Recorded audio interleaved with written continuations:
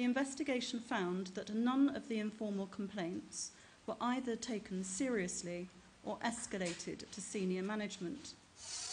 The one formal complaint was dropped by the complainant's father due to her serious ill health.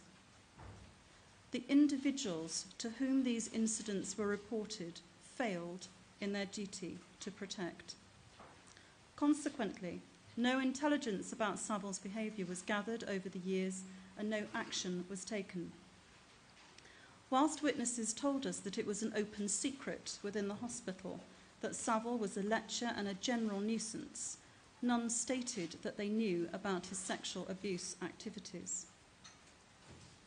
Second, in 1980, Savile was appointed by ministers from the new Thatcher government and the Department of Health and Social Security as lead fundraiser and commissioning and project manager for the rebuilding of the National Spinal Injuries Centre via an independent charitable fund. This was part of a drive at the time to bring in external funding for the NHS. The then Prime Minister, Margaret Thatcher, sponsored Savile in this role, and £500,000 of Department of Health and Social Security funding was made available to the charitable trust. There were no adequate financial forecasts in place, and from the outset the new centre was rendered dependent upon Savile's charitable fundraising for the best part of the next 2 decades. This placed him in a position of authority and power. He treated the money raised by the general public for Stoke Mandeville Hospital as his own personal largesse, and he became an increasingly disruptive and negative force.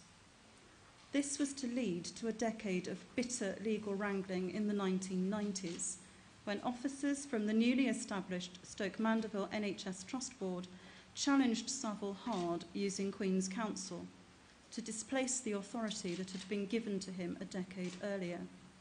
Relationships underwent a total breakdown during this period.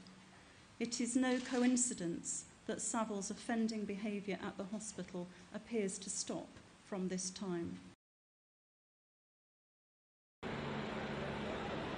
The troubles of the BBC have been well documented in recent years. The Jimmy Savile child abuse scandal and subsequent cover-up left the reputation of the organisation battered.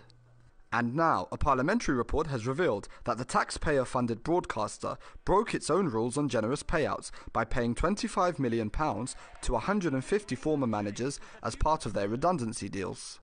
According to the report by the National Audit Office, which is responsible for overseeing publicly funded organisations, the total cost of severance payments during the period was £25 million, with an average individual payment of £164,200 in the 3 years to December 2012.